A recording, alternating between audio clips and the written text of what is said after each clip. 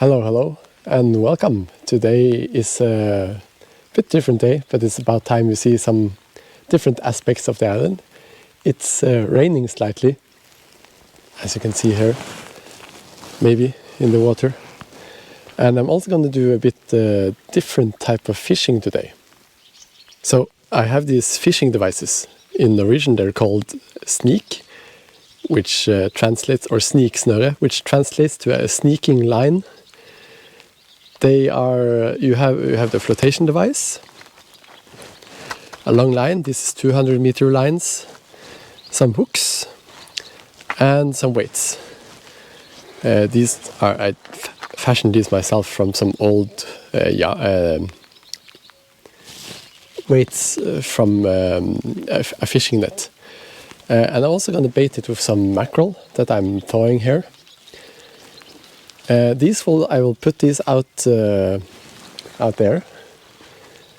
somewhere where it's proper deep, and I'm going to try and catch a few of the slightly bigger fish. We'll see how that goes. I had success with those in the past. Perhaps they will work today as well. But first I have to bait them up and prepare them. So the first thing I'll do is to put the weight down in the bucket, because I'm going to bait them here at shore. It's a bit more hassle to bait them out at sea. I prefer just doing it here. Some people who just continuously fish with these, they bait them out to sea. But that's not what I'm going to do. They will stay out there for a few hours, and then I'll just pull them up again. I'm just gonna unfasten all the hooks first.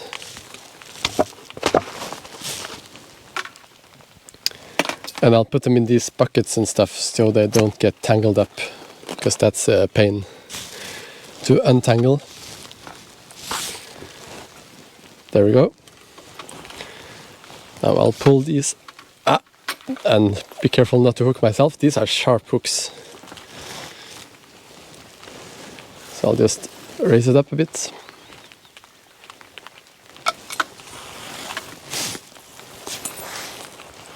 See, it just barely scratched it.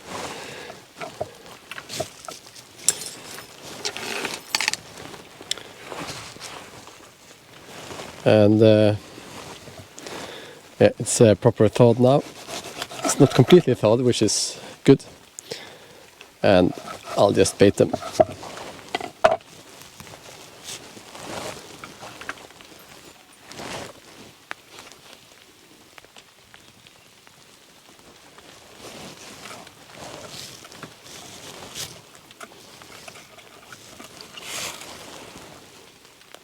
For bait, usually mackerel is the best. That's what I have the most success with, at least. And I don't want too big pieces.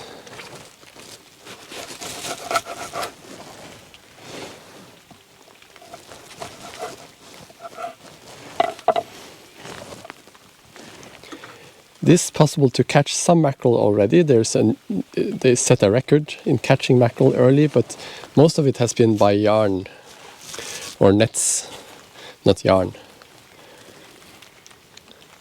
So I haven't caught any on regular lines or things like that yet. These are from last autumn, or this mackerel is. I just had it in the freezer.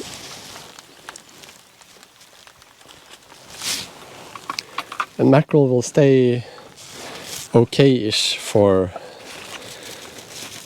3 months in the freezer. After that, it's not really edible by humans anymore.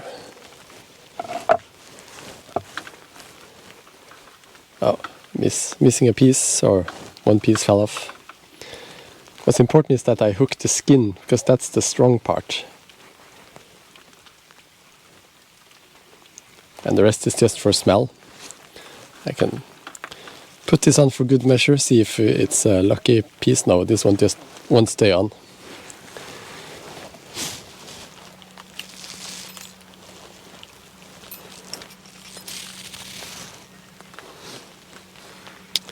So here goes the last piece. There are 6 hooks on each line. There. Now I'll put them in here.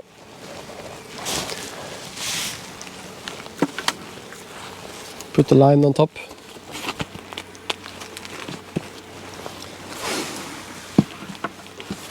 And then I'll prepare the other 2. And now that the lines have been prepared and baited, let's head out to sea.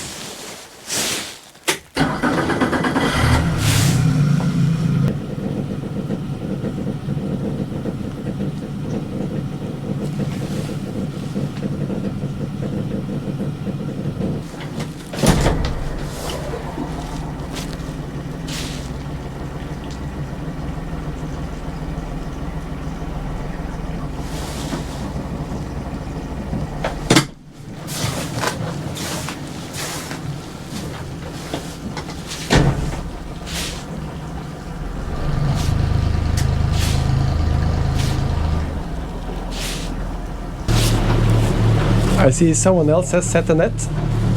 I wasn't planning on setting there. What I'm looking for is something above 50 meters, ideally between 60 and 120s, I think. And I know a few such spots. The first one is over on the other side, right by that bare mountain. So let's head there. As we see on the map, here is a sharp ledge. I'm going to try to put it around here where the 100 mark is, where it levels out a bit. I'm not too keen on setting stuff like this on the ledge, because if it slips and I have tightened the line, it will just sink. So let's move a bit, even if it's nice and deep here.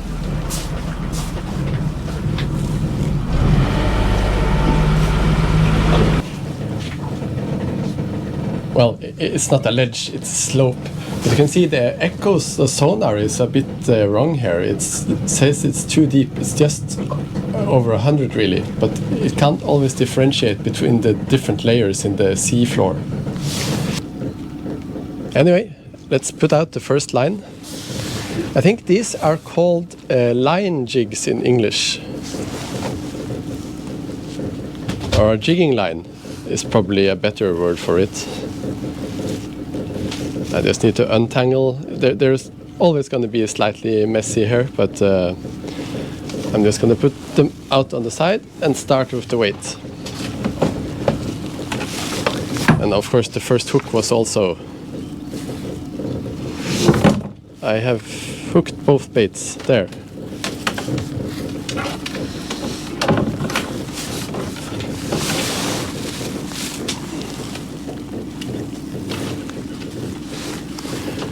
Usually it doesn't get this bad. I can see it's not that big of a tangle. Need to get these ones over here.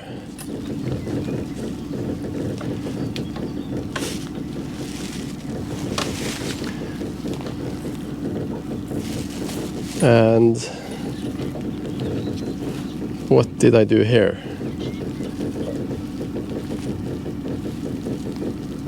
Yeah, we made a bit of a knot. I'm just gonna get this through.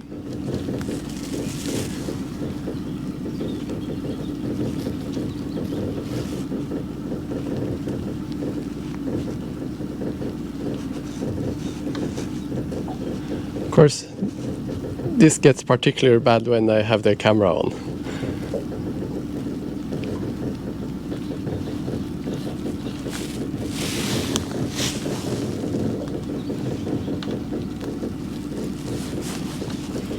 Oh, come on.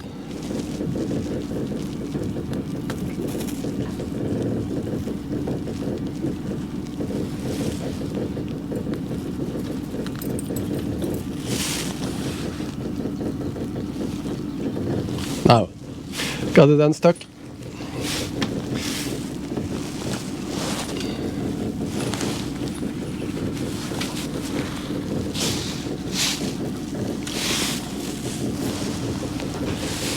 Now it's just a matter of letting it go.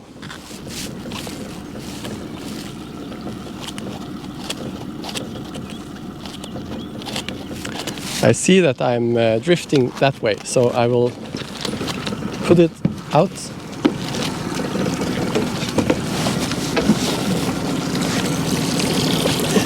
Past the motor and out this way.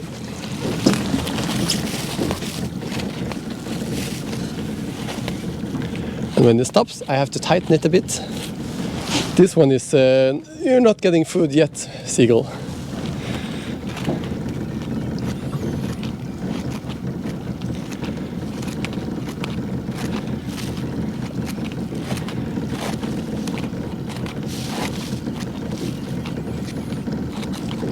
It's deep here, so at least half the line needs to get out. Well, maybe it was 130 meters. The map could be wrong, but it looked like the bottom was higher on the sonar. So here we are at the bottom. Now I'm going to tighten it a few times. Make a knot so that it doesn't go further in. And just leave it. And pick it up in a bit. A few hours.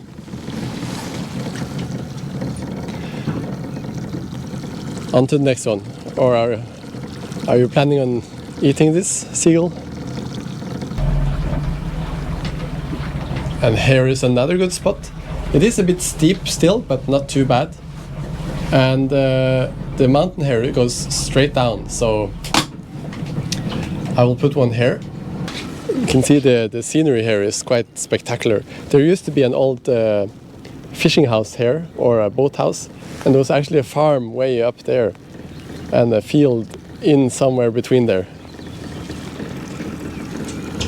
But since we're drifting the other way, I will put this one out on this side. See how oily the mackerel is when I put it in. It's very nutritious as well. This is omega-3 and omega-6 oils for the most part. But I'm gonna cut this part out. Takes a bit of time to get it to the bottom.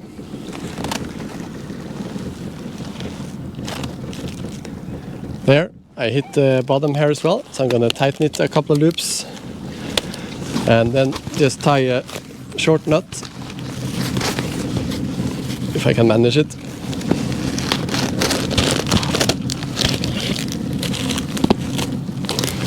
I didn't.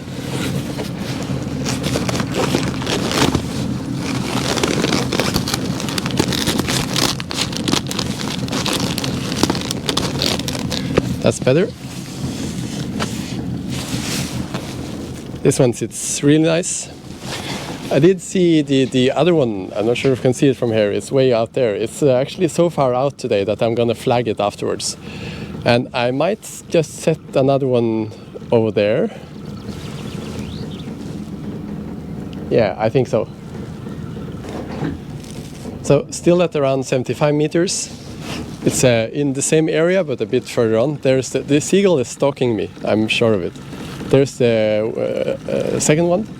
So I'm just gonna get this one out.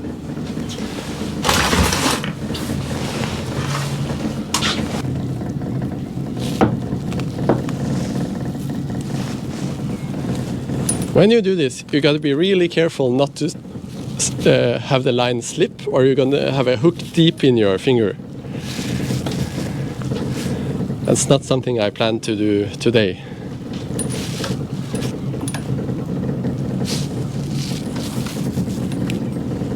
Oh, lost a piece of bait. Maybe I can reattach it. But this flesh is so... the flesh is so weak. So I'm not sure it's gonna stay on.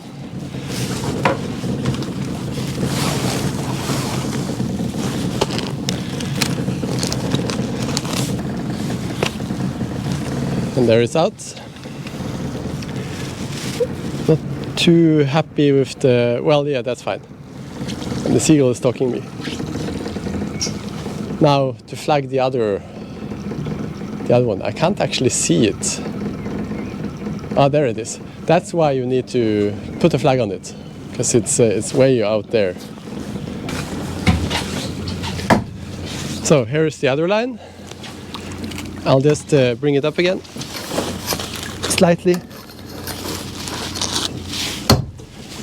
and attach this flag. And the reason why is so that other boats can see it.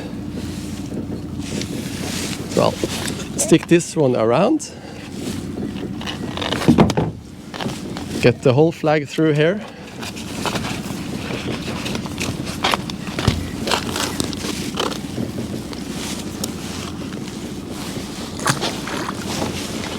And now it has a lot better visibility, so the other boats can see it instead of crashing into it and destroying it. But now I need to wait 2 to 4 hours, something like that, and see if we get any fish. I really hope this one doesn't sink, but I think it's because of the waves. It's actually really tight. That's perfectly set. I think, yeah.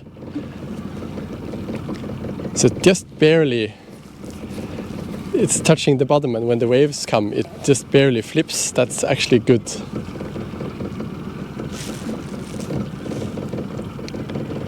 Yep. See you in a few hours. It's been a few hours, something like 2.5, almost 3 hours. It's such a nice evening today. But we're heading out here, way out there. Maybe you can see the flag. It's not that far. But look at this, the water is almost like silver today.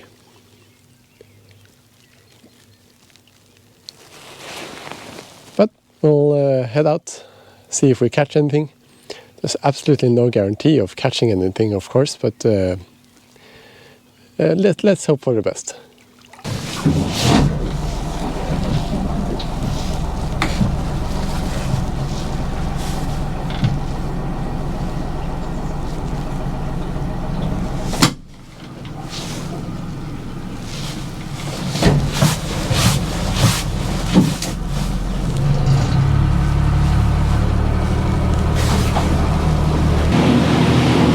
On the way to the first one, the one with the flag. It's straight ahead. Guess you can't see it here,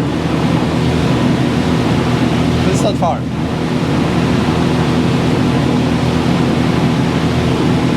It stopped raining, so but it was so little it didn't bother me at all. As we say around here, we're watertight.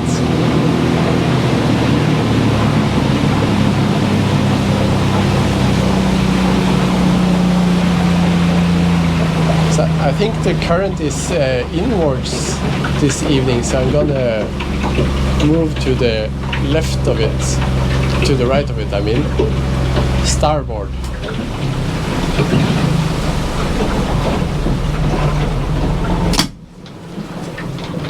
Hopefully I'll hit it. Brake a little bit.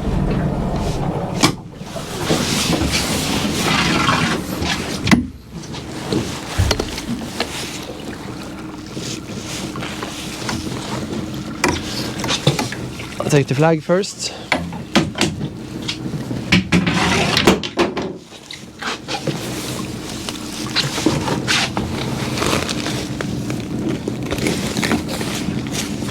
This one was the deepest, and pulling these up will take time. So I guess I'll cut some here, but I'm gonna pull it into this bucket and wheel it up on there, that one afterwards, because normally I would have someone to help me. But now let's pull it up.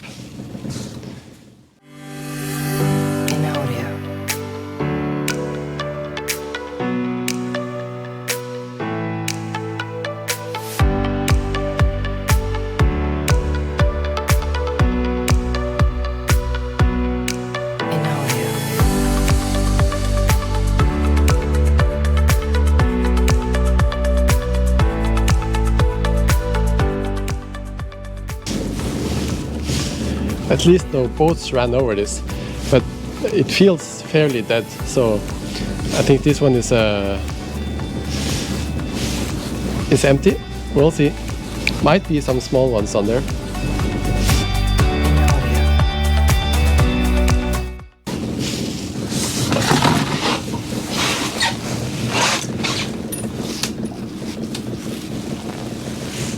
Yep, there's a whole lot of nothing.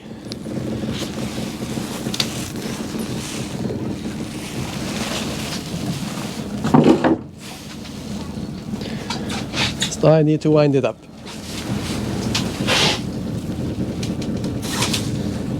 Since I'm not fishing anymore today, I'll just remove the bait.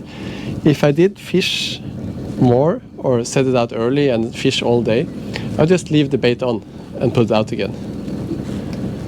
This can last for a bit. And the skin is so tough, it's hard to get it off.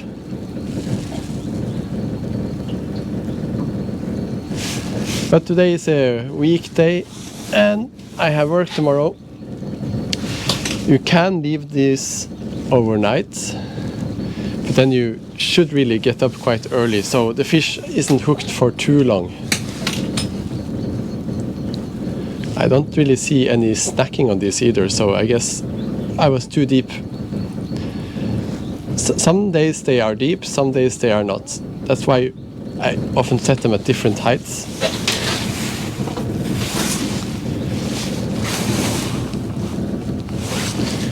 Some days there's just nothing in the area. And this is something I'll cut out. It's not very exciting.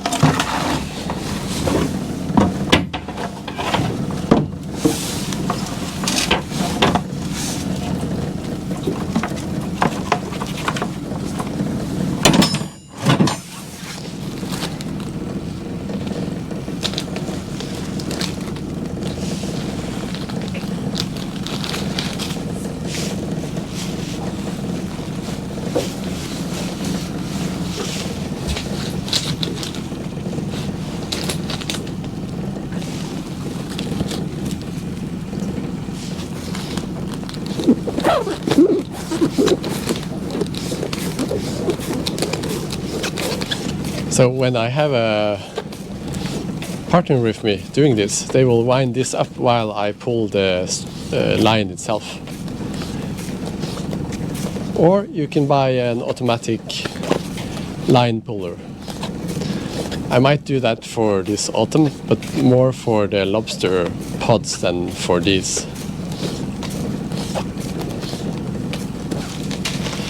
Last but not least, I'll refasten the actual hooks. This one has twisted a bit.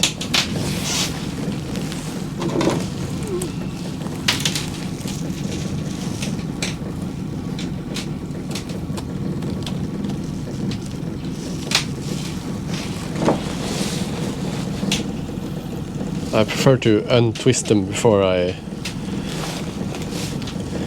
put them on here. And of course they never fit exactly in the right spot.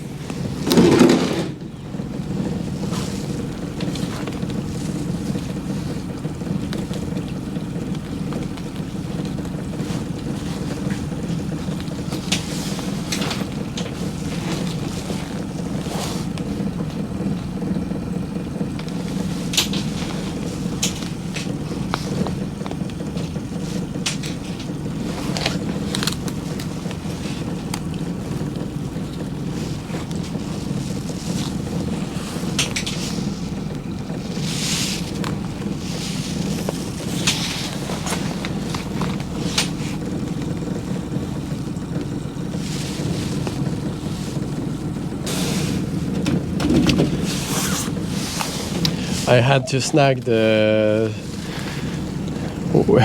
weight line, of course.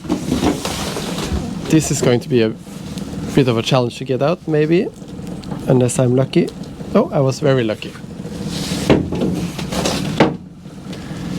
Let's see, it goes this way.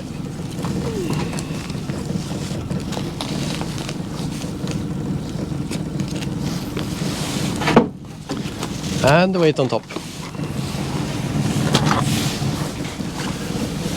Let's move on to the next one. Hopefully there is someone in those.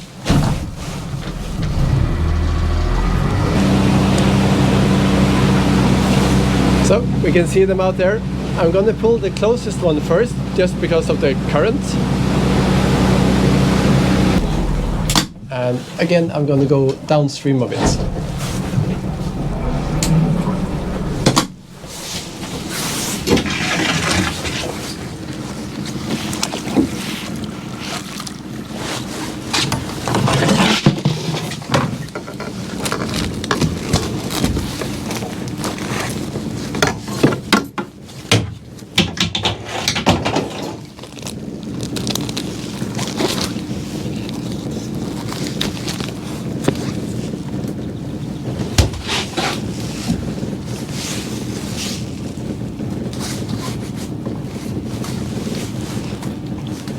And we'll pull again.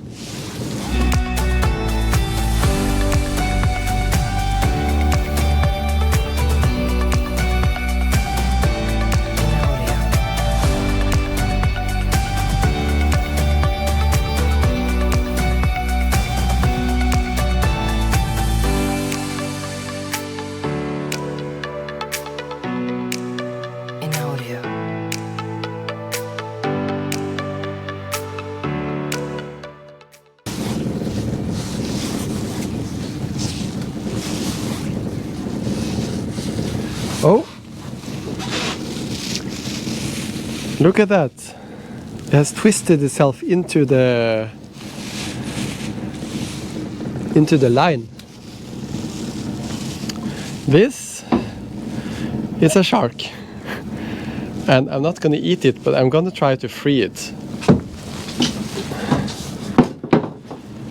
It's called a hårkärring.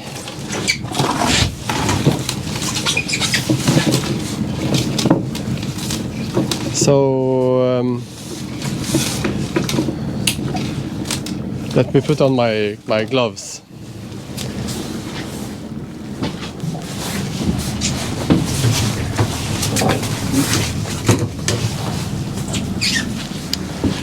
Unfortunately, this is not food, so I really hope this one will survive. And I don't want to get bitten.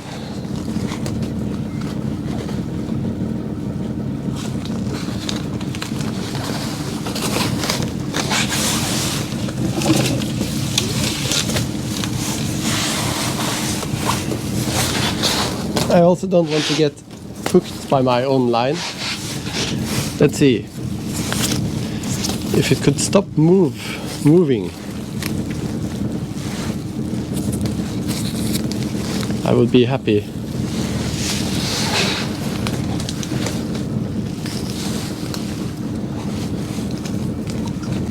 That's really made a mess of my line.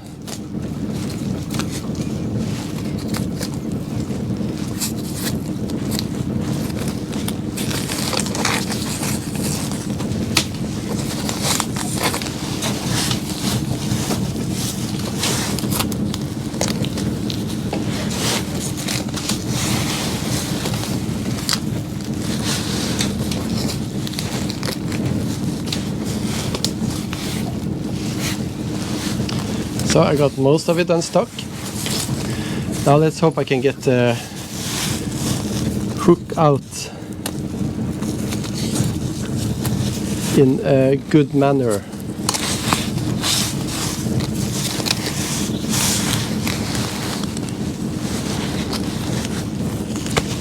Just need to get the final part unstuck. It keeps twisting itself into the line. It's really lively. There we go. It is bleeding a bit, but it's not a big problem if I can get the hook out smoothly. Yeah, I could. So, you, sir, will live, even if you have a little bit of blood. Hopefully the other sharks won't bite you.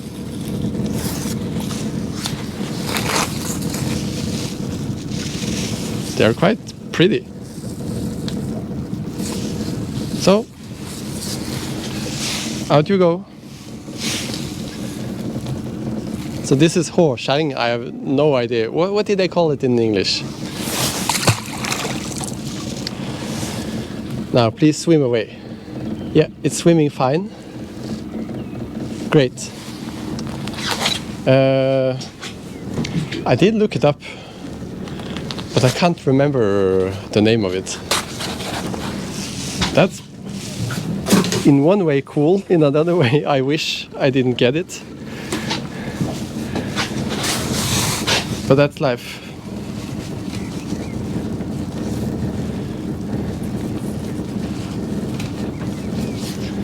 Now I need to untangle and reel up this one.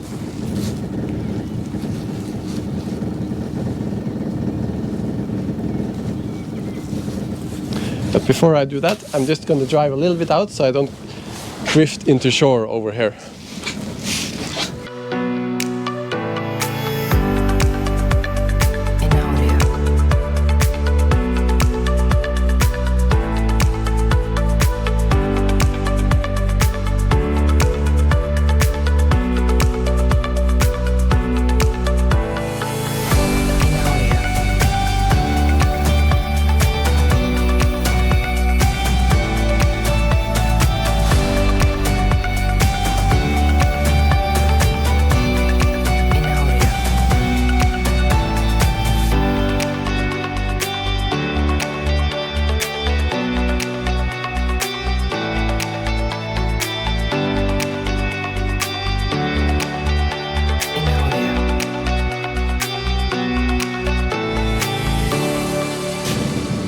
There! I finally untangled the mess it made. Now I'll just wind it up.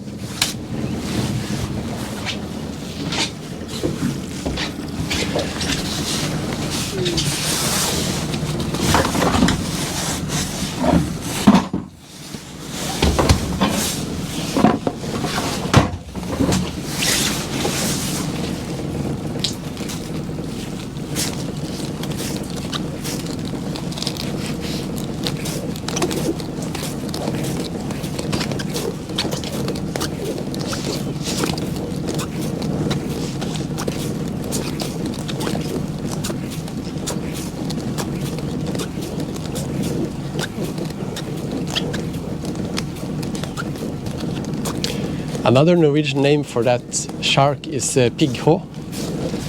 I think most call them hårskjæring.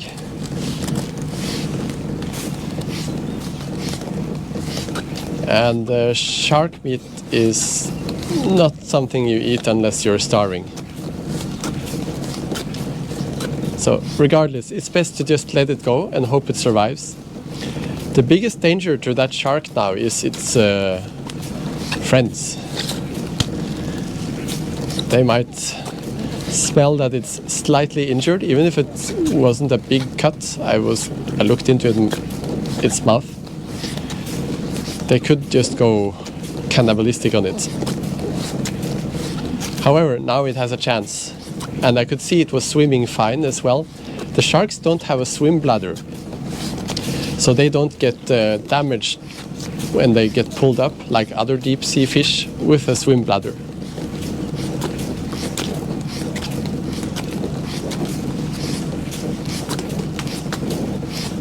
Let's hope there is no shark in the other one, the one that's way over there. There. Second one is wound up. I'm going to go to the last line.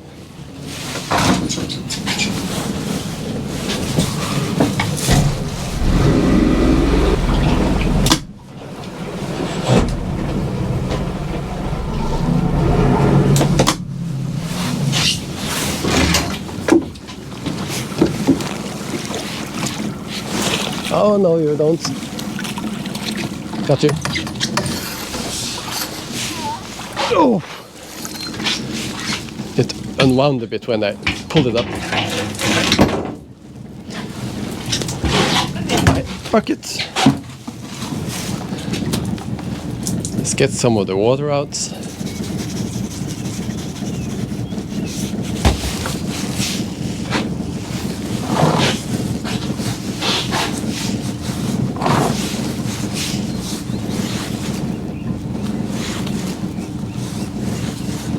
And let's see if there's something here.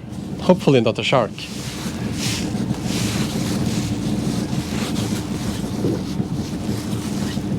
It is starting to rain a little bit again. Maybe that's a good sign. It's no wonder that fishermen of old turned superstitious. It's very much luck-based.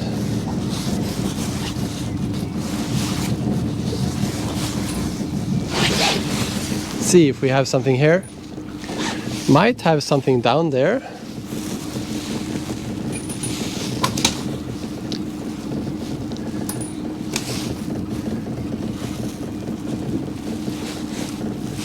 This is a cod. Now,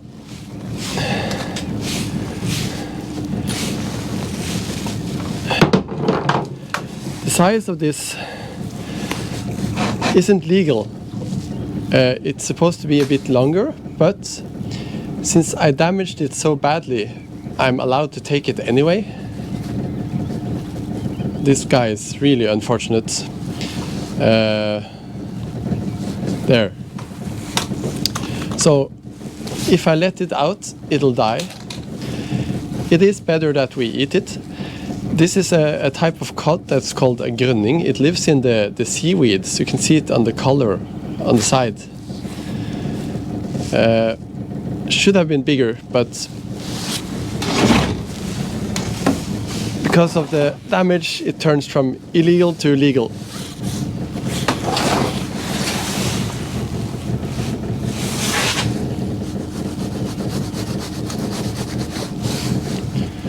And it's squirting blood all over me.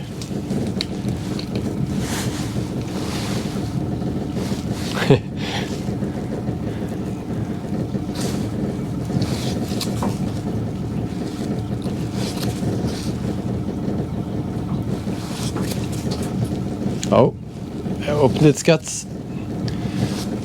I better disembowel it quickly so it doesn't taint the meat. This is one of the best fishes to eat. But if it wasn't damaged in the eye like that, I would have tossed it back out. Just to make that clear. Do we get a seagull? Ah, it's too far. That one got it. Yep. Or did you lose it again? Amateur.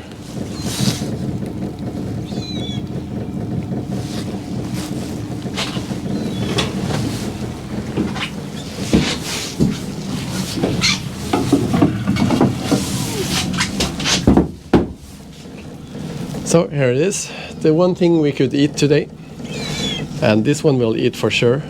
I'll just fillet it up and fry it. It's very good. These guys are very important to cut the tail from, because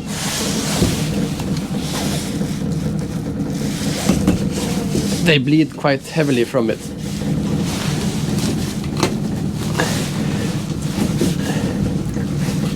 And it's nothing worse than a cod ruined by poor slaughtering. Oh, this one didn't bleed too much. Here we go, seagulls. Some tail.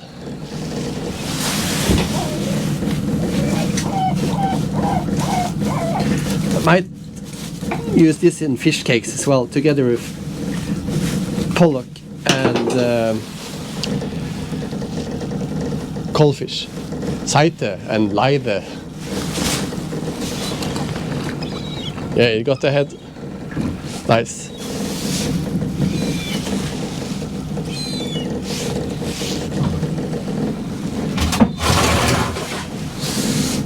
Let's put it in there. Now I have to reel up the line.